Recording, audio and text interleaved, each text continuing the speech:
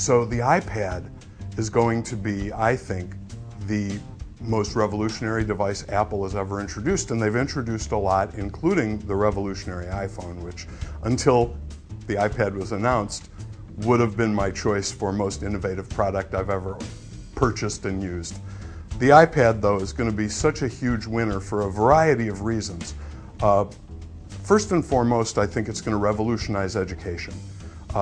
When I heard that the low price point was going to be $499, it blew my mind, because I was expecting a $1,000 device, and that's harder to justify to a school district that's going to be buying them by the crateful.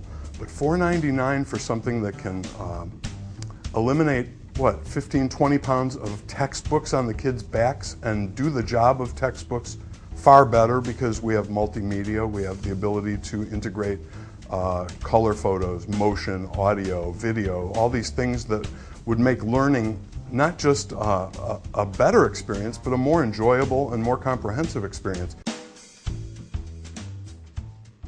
For people like me who are looking for something to replace their laptop, I think for, oh gosh, probably half of all laptop users would be perfectly well served by this little device that's a half an inch thick and weighs 1.5 pounds. I think very few laptop users need a laptop with all the capabilities that are in today's laptops for $1,000, $1,500 and more.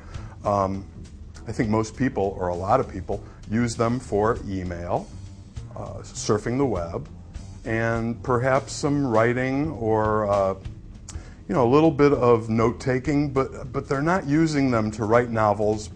Not that many of them are using them to run Photoshop or create macros in Excel. Lightweight stuff when they're on the road, and editing.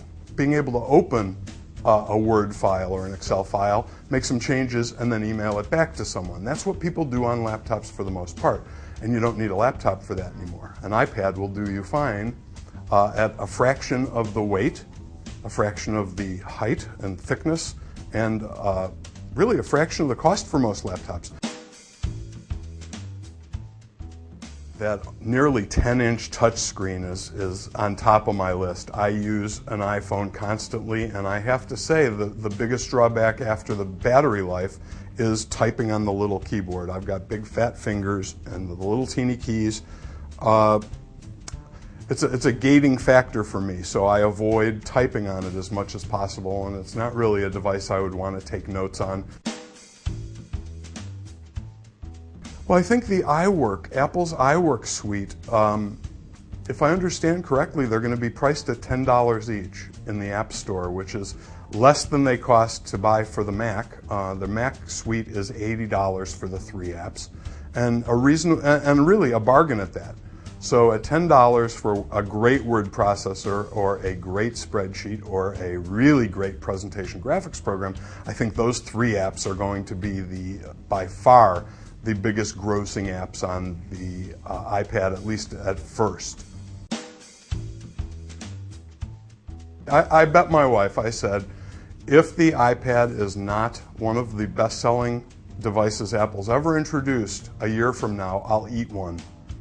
And I don't expect to be eating one.